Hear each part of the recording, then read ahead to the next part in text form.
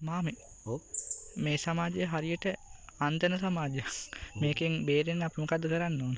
ඔව් ඇත්තම අපි බයියෝ බවට පත් නොවෙන එකනේ තේරෙන්න ඕන. බයියෝ ටොයියෝ නොවෙන්න ඕන. ඔබට ඇත්තම දේශපාලනය කියන්නේ තනිකරම තක්කඩිකමක්. ඇතැම් විට ආගමික සංස්ථා කියන්නේ ඇතැම් විට තක්කඩීන් බවට පත් වුණා. මිනිස්සු මිත්‍යා දෘෂ්ටියට අගතිගාමිත්වයට ඇන්දෙමින් රැවටෙමින් මේ සමාජය යන්නේ තනිකර මේක අපේ මනුෂ්‍යත්වයට නින්දාවක්. ඇත්තම ඕක මන් නිදර්ශනයක් කියන්නේ එක්තරා පාලකෙක්. ඔකේ නම කියන්න ඕනේ නැහැ. 1968 බලයට ආවල විධායක ජනාධිපතිකමේ ගොඩනගාගෙන. තේරුණේ?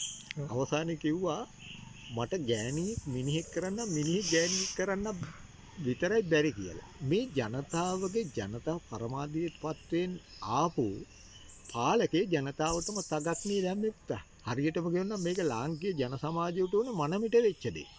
හරිය කියන්නේ කඩුව වැද්දට ගිහිල්ලා අවසානයේ තමන්ගේ හිතක ඒ නිසා ලංකාවේ ජනතාව කියන්නේ දේශපාලනය කියන්නේ ඇත්තටම කියන තගක් තියෙන්නේ. පුදුම රටක් මේක පුතා. ඇතම් විට මේ එක්කෝ මේ ආගමෙත් තියෙන්නේ ඇතම් බයගමේ ආගමෙත් තගක් තියෙනවා. ඇත්තම කියමු තවත් පැත්තකින් මිත්‍යාවක්. මිනිසුන්ට අවශ්‍ය වෙනව විචාර බුද්ධියක්. විචාරශීලී බුද්ධිමත් සොයන බලන අවදියෙන් සිටින නිවැරදිව මේ ලෝකයේ දකින්න උත්සාහ ගන්න කියව ගන්න මිනිස්සු කවදාව ඇඳෙන්නේ නැහැ රැවටෙන්නේ නැහැ බයියෝ වෙන්නේ නැහැ. ඇත්තම අතවැසියෝ වෙන්නේ නැහැ. ඇත්තම පුරවස්සු වැසියෝ වෙන්නේ නැහැ. රට අභිමානවත් මිනිසුන් හැටියට ජීවත් වෙන්න නම් පුතා අවශ්‍ය වෙනවා මේ ලෝකය හරියටම නිවැරදිව කියව ගන්න. ඒ කියව ගන්නව කියන්නේ ඇත්තම කියනවා නම් නිවැරදි සාක්ෂරතාවය. ඒ සාක්ෂරතාවය නිර්මාණය වෙන්නේ අර මම ඔකට ලස්සනට කියන්න.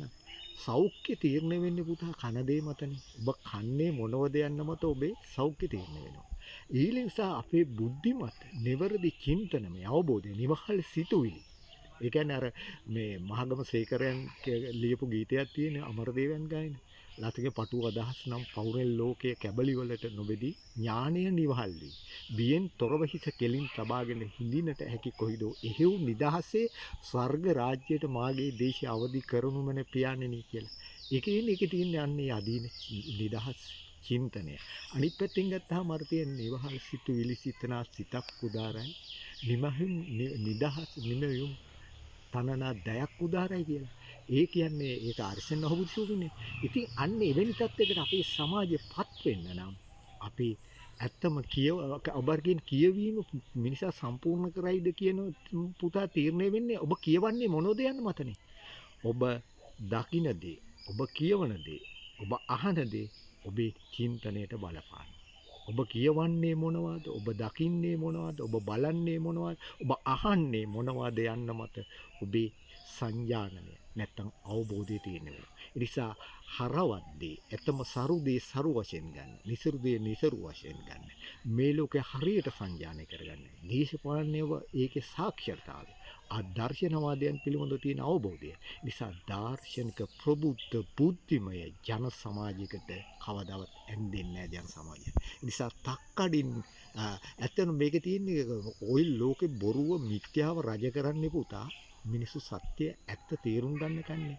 ඒ නිසා සමාජයේ ලෝකේ යහපත් කරන්න නම් අපි පුජ්‍යලයාගේ ගුණාත්මක ජීවුණු චින්තනමය පෙරලියක් අවශ්‍යයි. එනම් බුද්ධිමය අවබෝධයක් අවශ්‍යයි. ඒ අවබෝධය ලබා ගන්න නම් අපි යන්නර හරි දේ කියවන්න ඕන, හරි දේ අහන්න ඕන, හරි දේ දකින්න ඕන. අන්න එතකොට අපි කාටවත් ඇන්දෙන්නේ රැවටෙන්නේ නැති අදීන චින්තනයෙන් යුතු අනුන්ගේ තගකට අහු නොවෙන දියුණු මිනිස්සු හැටියට ගමන් කරන්න පුළුවන් පුතා. ඔව් නේ මාමේ.